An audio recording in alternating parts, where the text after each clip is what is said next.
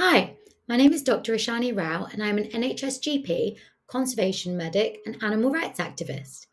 In this video, I'll be discussing what burnout is, the signs and symptoms of burnout, compassion fatigue, which is a specialized kind of burnout that activists can experience, triggers for burnout in animal rights activists, and ways that we can prevent or treat existing burnout. I'll end with some links to resources that you might find valuable and that have helped me on my activist journey and to recover from burnout. I want us to be the most powerful, happiest, healthiest activists that we can be for ourselves, for each other, and of course for the animals.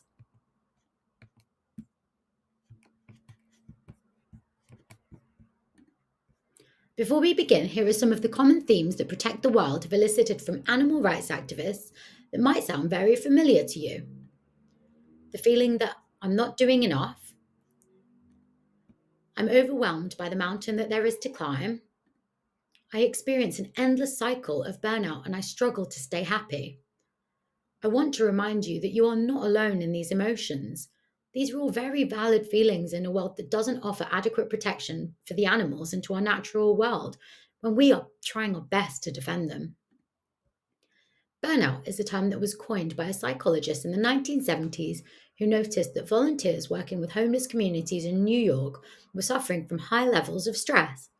He reported that it was though the spark in the caregivers was burning out, and he compared it to how he saw homeless people staring vacantly into their cigarettes as the embers burnt out. You may already be aware of this term, as it's becoming increasingly popular in the media and in workplaces. You might even suspect that you or somebody around you is suffering from burnout, which describes a state of emotional, mental, and often physical exhaustion brought on by prolonged or repeated stresses. Does this cartoon resonate with you? Sometimes it can feel impossible to manage all of the demands from our workplace, volunteering, activism, charity work, causes that we care about, family, friends, and staying on top of organizing everything. Sometimes it can feel as though we are juggling so many things that we don't perform as well as we want to. Maybe we stop enjoying the things that we used to, and maybe we become frustrated and lose hope in our causes. It can feel so overwhelming, and often we can develop symptoms and poorly adapted coping strategies in response to this. Here is a list that I've put together that divides some common symptoms of burnout into physical, psychological, and social issues that might arise if we're burning out. It's important to note that burnout can present very differently in individuals. One person struggling might develop some of these symptoms, whereas some of us could be affected by other challenges. We must address burnout on a case by case basis, as everybody's individual circumstances, emotions, and stress responses can be so varied. For example, one person might become very lethargic, whereas another person might develop insomnia and hyperactivity. One person might develop compulsive eating habits, whereas another person might lose their appetites altogether. Poor coping mechanisms such as substance abuse and social withdrawal can indicate that we do need to seek additional support quickly.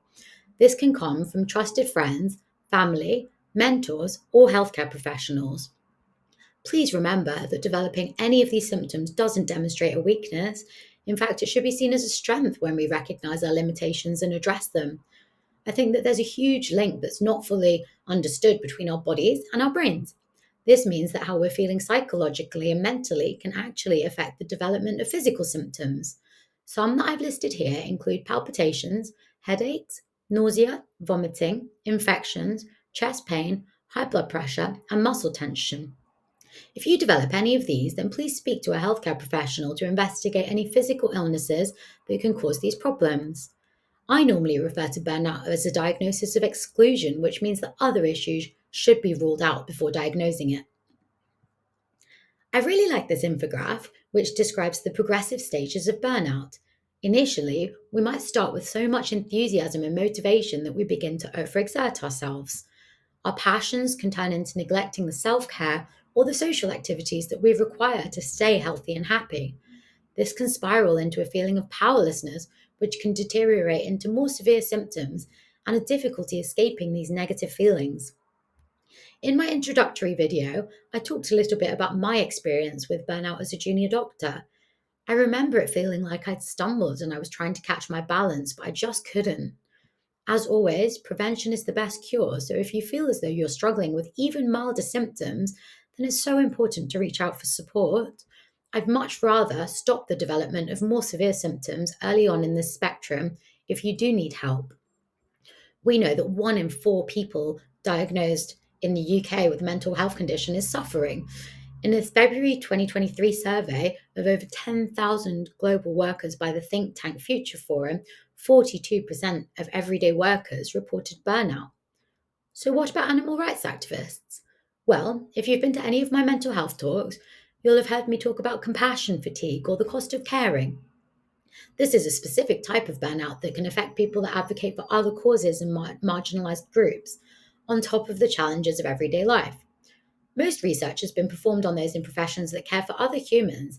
However, there is a growing body of research that is investigating on animal rights activists and environmental activists.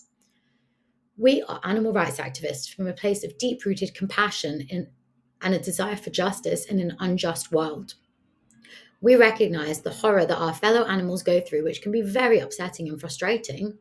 We often have to defend ourselves to friends, family, colleagues, and the general public. Many of us work for under resourced and underpaid organizations. Many of us volunteer our limited free time to activism. Many of us spend our time advocating for causes where we might not perceive any immediate response to our efforts. Many of us go into hostile environments where we suffer violence from the hunt, the police, or towards animals. In the grand scheme of social justice, the fight for animal rights is a relatively new one, so support and understanding for our cause is limited. All of these factors and our empathetic nature means that we are significantly more likely to suffer from burnout and compassion fatigue than the general public. Optimistically, we are a growing movement and more work is being done to address these issues as the importance of our activism is recognised. We can use the work previously done on burnout in other activist groups, plus new research specifically done on our demographic to protect our mental health, considering the challenges that defending animals poses. Let's talk about some of the causes for burnout. Burnout can be triggered by 3 different variables: external factors, internal factors, and interactivist tensions. External factors can include a lack of support from your workplace or the general public, relationship tensions, or legal and political barriers. Internal factors describe how we perceive situations and any feelings of pessimism, stress, or frustration that we feel towards the movement or towards achieving our goals. It includes our mindset to approaching challenges and how we feel within ourselves. Interactivist tension can describe conflict between other activists or organized groups. Some of these factors are, of course, easier to address than others. Regarding external factors, I'm a firm believer that we can often influence much more than we think we can. Often we are made to feel as though burnout is a failure of the individual, but really it's a failure of organizations, governments, and society to support us in our advocacy. It's really important to hold organizations accountable, to ask for additional support, such as counseling services, and to call out injustice and to utilize resources that might be available. It's important to be comfortable with saying no when you feel as though you cannot commit to something additional. Sometimes it can be very frustrating trying to motivate change in large scale organizations. I know this very well, having been advocating for plant based meals in the hospitals in the NHS for the last 4 years, with variable results and much resistance. I find that taking a break if I feel my stress levels increasing helps, and working on another project that I enjoy can be really helpful here.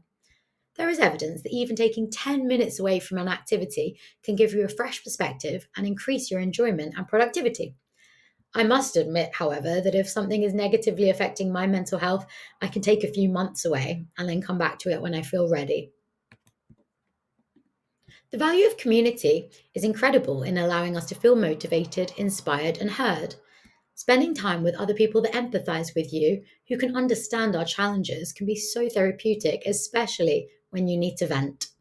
Often being in a minority community of activists can feel isolating, but it's so valuable when we remind ourselves of all of the wonderful people that do share our values.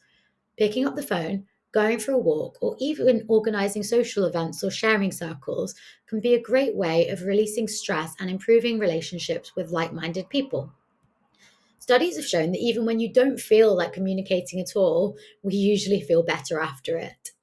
I know so many of you feel guilty about taking time out to have fun, but do make time for your hobbies and for doing the things that you love. I learnt a saying from the refugee camp where before we go into a medical emergency, the team leader asks, "Who is the most important person in an emergency?" And everybody responds, "Me." If we're feeling our best, taking care of our bodies, finding a good headspace, and working on our happiness, then we will be able to do the causes justice to the best of our abilities. I love supporting vegan restaurants, charity shopping, going to gigs and raves, and organizing group hikes and holidays to release my energy in between activism. Don't sacrifice the things that are important to you and that you enjoy. Even making time for these every few weeks can be so valuable in having something to look forward to and preventing burnout. Another factor that helps me is remembering that change doesn't happen overnight, and that often our wins in our workplaces or with our families, friends, or colleagues can be small and incremental. Focusing on the little wins, even writing them down and practicing gratitude, can remind us of our victories in amongst all of the challenges. The human brain often seeks the negatives, and training your brain to be optimistic is a skill. You might have noticed that my theme for this presentation is gardening. We take care of our gardens to grow the areas that we want, and we prune the branches that don't serve a purpose. We know that we need to put in time, love, nutrients, water, and care into our gardens to see them bloom. I see training our mental health and rewiring our neurons to feel happier, much like gardening, equal to how you would exercise for your physical health. It takes work, repetition, and brain exercises to use neuroplasticity to our advantage and to look after our mindset. Self care is so very important here. I used to think that it was selfish to prioritize myself when there is so much to be done, but I quickly realized that we can't look after the animals, each other, and our causes if we're not well in ourselves. It's important to stay on top of dental and medical appointments and to address any physical issues that are bothering you. Self care looks different to everybody, but here are a few different pillars that you could focus on to spend some time looking after yourself. These pillars can include focusing on your physical or emotional health, improving your social life, including setting healthy boundaries, spending more time on spiritual, personal, or environmental factors around you, or focusing on environmental or financial stresses. Even spending 5 minutes a day performing an activity and organizing these pillars can make you feel significantly better, and they can add up. It doesn't take long to build a good habit. When I feel on top of my healthy meal prep, gym classes, and I have sparkly toenails, I know that I feel much better mentally prepared to tackle life's big challenges. Lastly, don't underestimate the value of everyday activism.